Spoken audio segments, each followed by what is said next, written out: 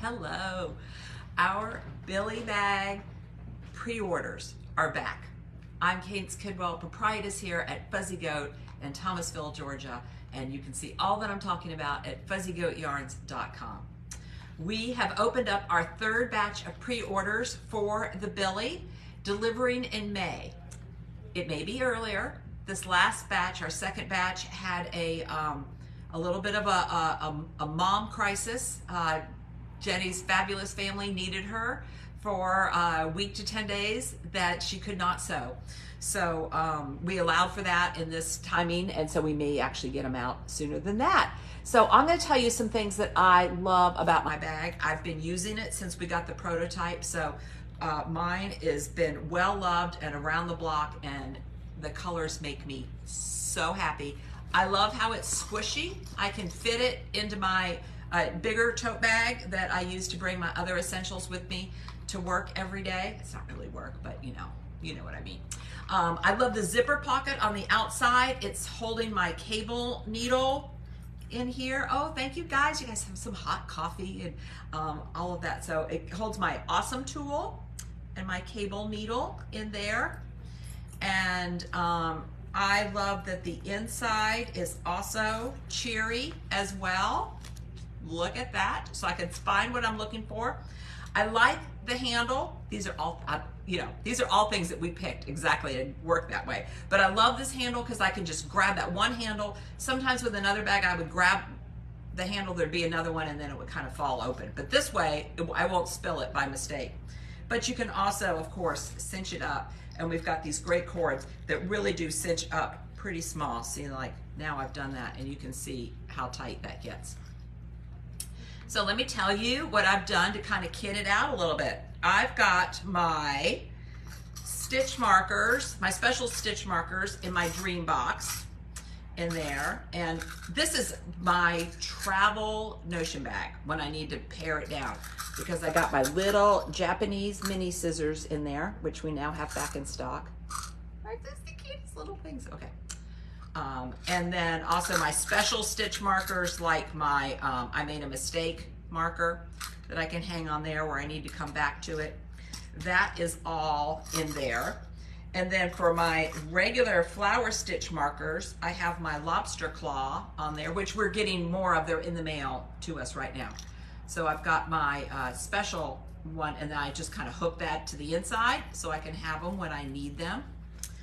I was latching my row counter to the front, but I have two projects in here, and that got, and I had a mishap, which I'll tell you about towards the end. So, yeah, I love all the things about this, and the only thing I would love more is if I had another one, because right now I have two projects in here. I have two sweater projects in here. The only thing I would love more, and there still will be room for at least another ball of yarn in here, but when both of those sweaters get to their full capacity, I may not fit them both in here, so I need another one. Voila! Voila! We have two more colors. Alana, who made our fabulous fabric for us, designed our fabric, came up with these as well.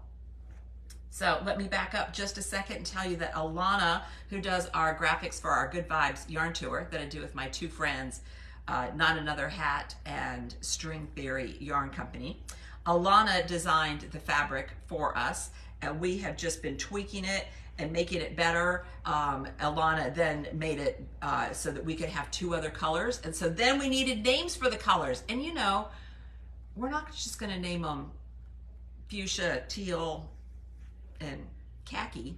Maybe that's the color. So we named this one is the original. She is Tallulah for teal.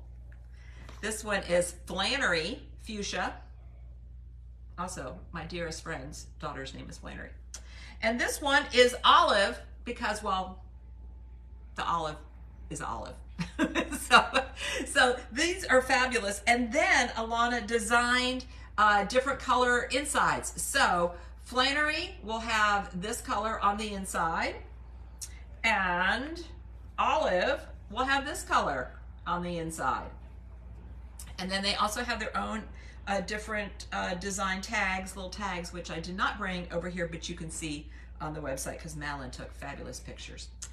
And then Jenny, our seamstress in Tallahassee, has made, helped us find the fabric company in Panama City. So we love that these bags have had a very small footprint so far, only traveled 120 miles to get to us, because the fabric is actually delivered from Panama City to Jenny in Tallahassee, who is south of us. And then, so no extra back and forth and all of that. And then then Jenny brings the bags up to us when she's done. So I don't have any of these to show you like this one, but you get the idea. We can drape it over it and stuff like that.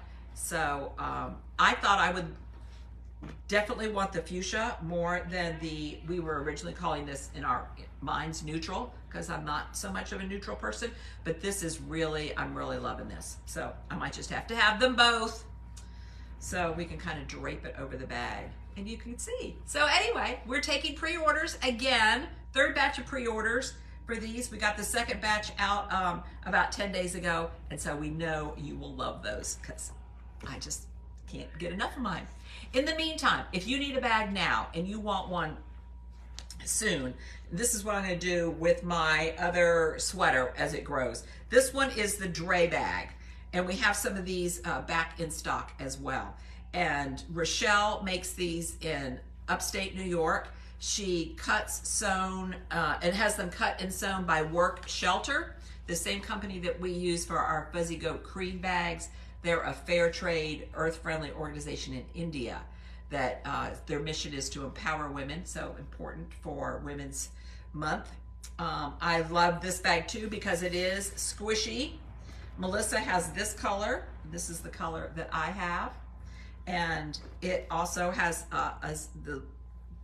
this color has a light inside, but this, excuse me, this one, the pollen's really bad here right now. This one has a really fun purple inside. So I'm really happy with the Dre bags as well. They are fabulous. So if while you're waiting on your Billie and you need another squishable bag, the Dre bag is the ticket.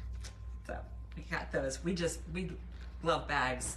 Bags are only second to yarn. Also, another fun item back in stock are our camp mugs. So, and this color, this particular color, Welly is not, who makes our mugs for us, is not restocking. So we have just a handful of these and I won't be able to get any more of this color here. So this was really fun. I discovered this mug when I was at a sweet coffee shop in Maine enjoying my first London fog, which I've tried to replicate. I can replicate the experience of drinking it from the mug, but I have not been able to replicate the taste experience yet. It's an Earl Grey and lavender latte, in my case an oat milk latte. But what I love about this mug is I love that the handle keeps your knuckles away from the heat of the mug, and that the bottom is tapered. This will fit into most cup holders. But mostly I love Welly's story.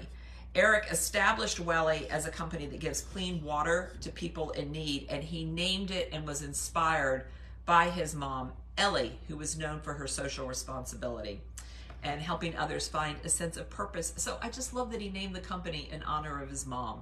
So these are back in stock. We've got, like I was showing off this color. This one was in our Fuzzy Sunshine box, and it says, "Make your next adventure."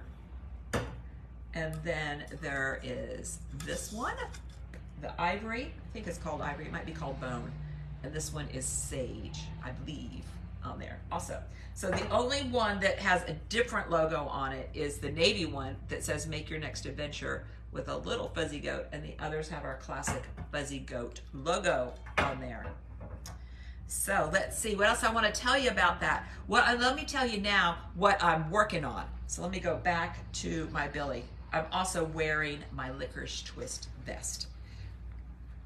All right, so I am working on Hakuji.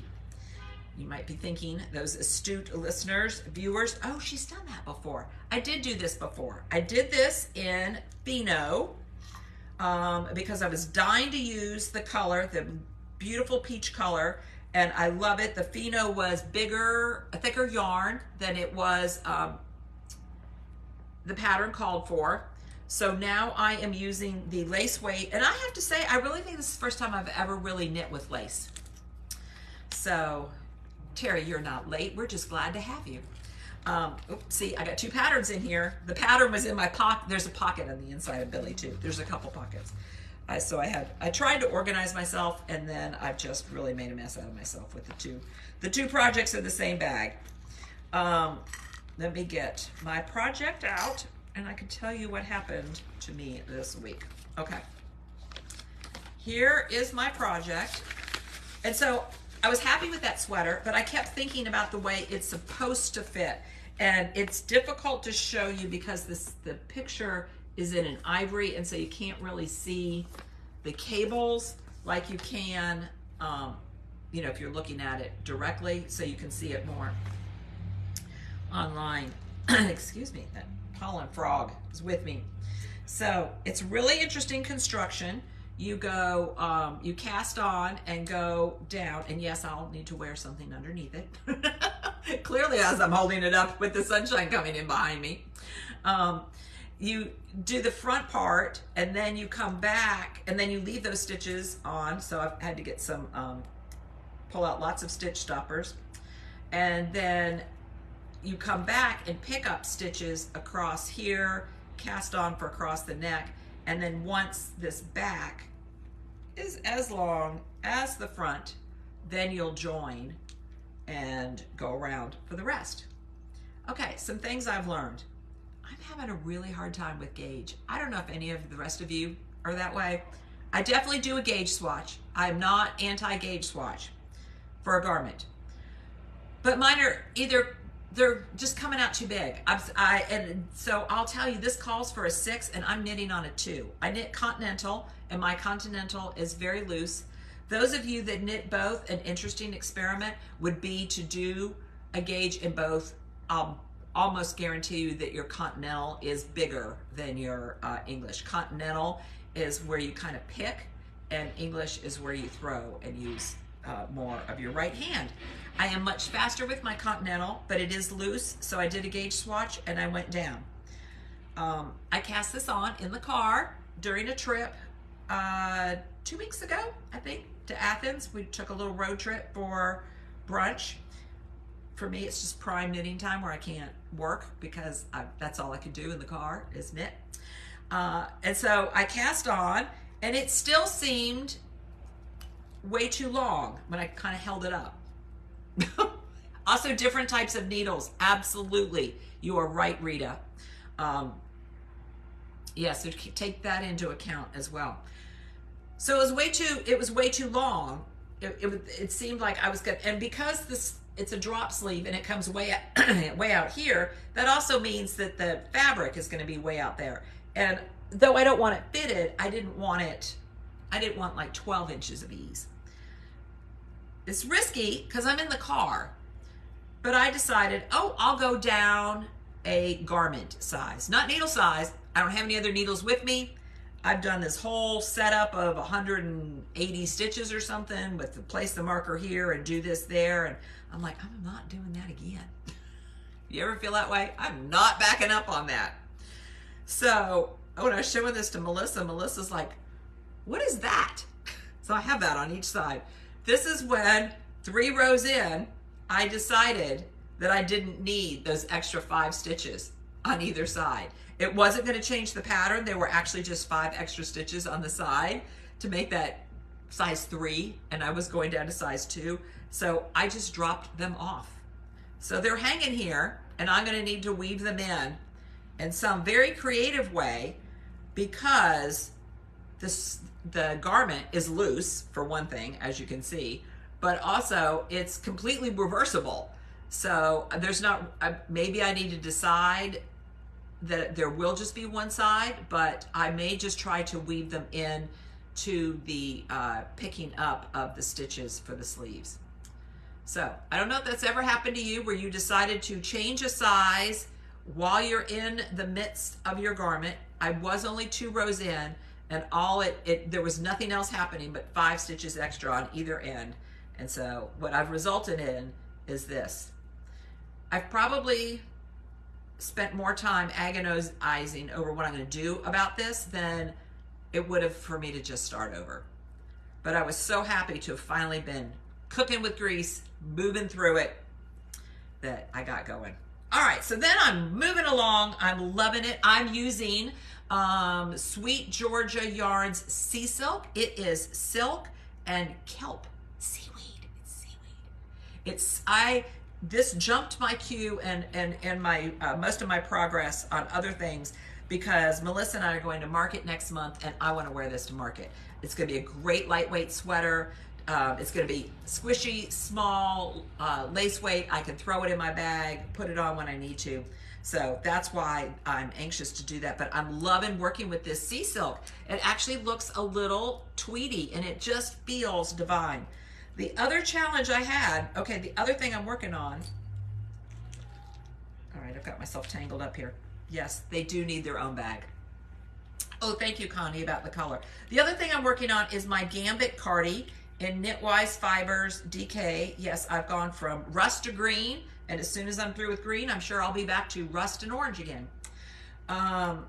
Okay, so I've been working on my Gambit Cardigan in Knitwise Fibers. It's coming along very nicely, so you can see how big these projects are that are in my Billie bag. Got cables and all that sort of thing, because it's in the same bag, sharing the same cable needle, no problems with that. What it did have a problem with, though, is I had 2 row counters.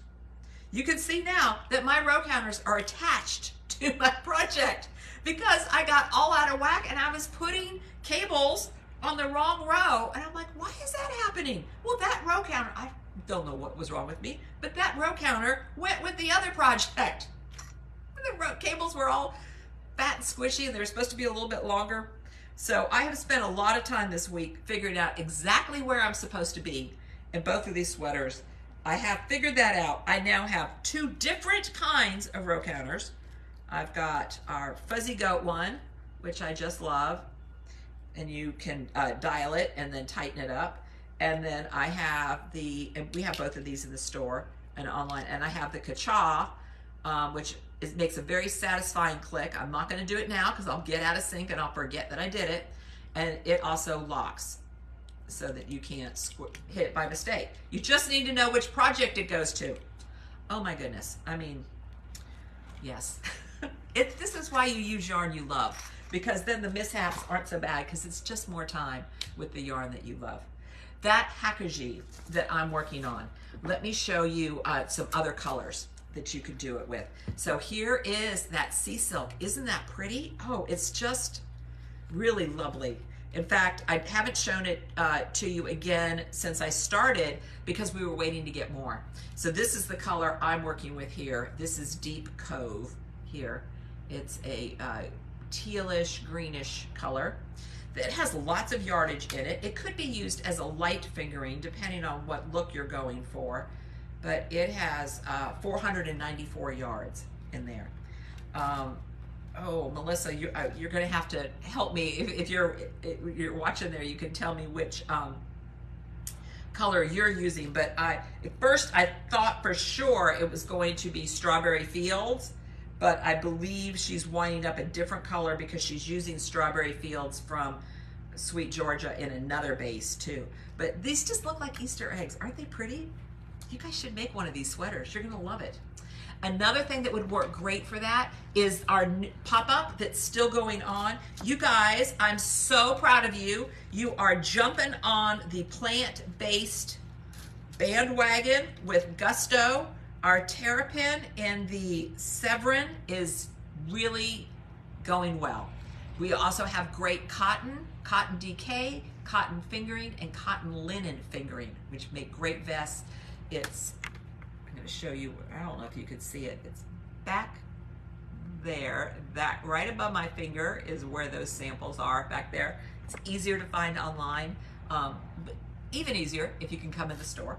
But these colors here, we still have enough that you could also, several skeins of each to make the Hakuji if you wanted. And then we have other pattern links there also because Melissa's been looking at things that she wants to make also. This on Wednesdays is exquisite. It looks shinier in the skein than it does knit up. I've mentioned how the light, when it's in the skein, the light hits it all on one plane, but once you make stitches, it makes, you know, like shiny spots and shadows and all of that. And it's just beautiful. And it is tencel, 100% tencel.